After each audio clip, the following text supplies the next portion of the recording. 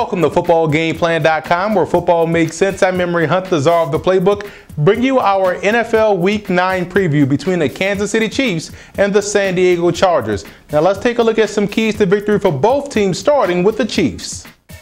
When I look at Kansas City's defense, I look at the one thing that's different from this year's team as opposed to last is the fact that the back end is not getting those turnovers that they so enjoyed last season. Kendrick Lewis and Eric Berry, who's returning from injury from last year, these guys have to create more turnovers on the back end, and they will get a lot of opportunities this week versus Phillip Rivers. And you also look at the linebacking core. Outside, they're getting the pass rush, but on the interior, they got to cause more havoc in the running game. But let's go inside the lab and look at that Chiefs offense to see how they can move the football through the air. I think the Kansas City Chiefs can have some success throwing the football versus the San Diego Chargers this week if they utilize smash and dash pass concepts. And we have it drawn up right here on the board. This is your smash and this is your dash route. The smash is an option play that attacks the weak side of a defense. You see right here the tight ends to this side, so this is your weak side. It attacks the weak side of the defense. It also allows the split end, which is here, the opportunity to adjust his route versus man or zone. If it's man, you keep running across. If it's zone, he can settle down.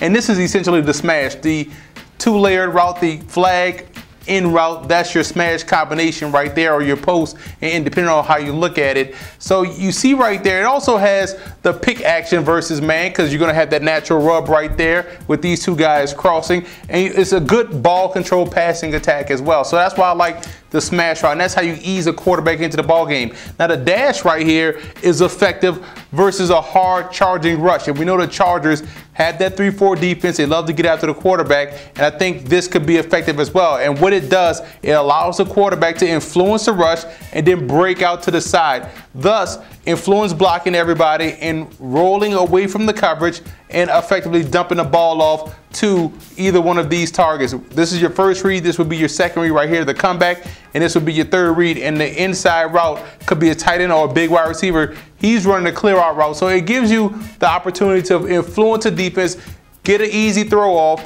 and keep the chains moving on third downs. And I think the Chiefs can do that to effectiveness this week versus the San Diego Chargers. Let's move over to San Diego in this matchup, and you look at the passing game. They have to get better production out of their new acquisitions, Eddie Royal and Robert Meacham. I would suggest the short passing game. That's how you get the football in those guys' hands as quickly, and that's how they're able to take advantage of their quickness and also speed. The Chargers right now are pressing to hit the big play vertically, and that's what's curtailing their offense. But let's go inside the lab and look at that Chargers defense and how they're able to play some very good run defense so far this season, and how they could do so again versus Kansas City. So far this season, the Chargers' run defense has been very good, and I'm going to show you how they can continue that excellence versus the Kansas City Chiefs. And what they can do is all about gap control out that 3-4 defense. You see your basic 3-4 front versus dual tight ends, just to show you gap integrity and what gap responsibilities are. The outside backer has the outside eye of the tight end, so that gap right here. The defensive tackle, the 5 technique, is lined up over the tackle, keying the inside eye of the outside eye of the guard. Nose is a 2-gapper. This 5 technique is also keying the outside eye of the guard, and we have the backer responsible for the outside eye of the tight end.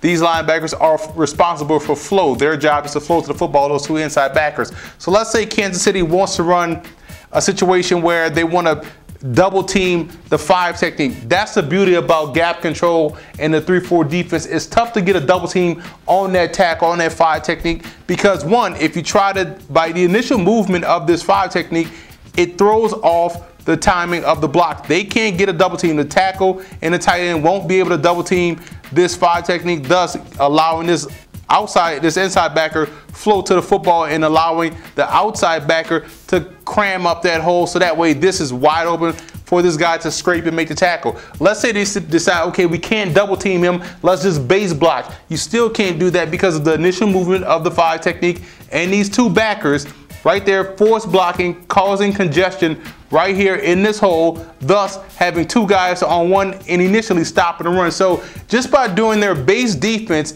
puts them in a great situation to stop the run this week versus Kansas City.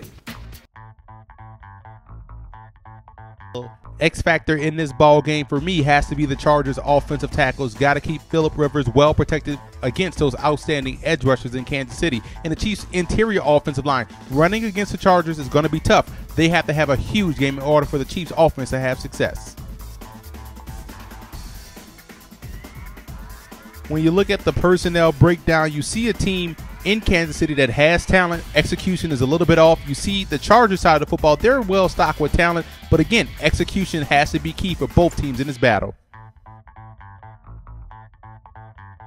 I like San Diego in this ball game. I think they have the least questions as a whole, especially at the quarterback position. I think Phillip Rivers will do a great job working the short passing game before he takes those timely shots deep down the field, and that's going to make that Chargers offense look that much better this week versus Kansas City. And I also want to give a huge shout out to Chief fan forums and Charger fan forums for always showing football game plan support.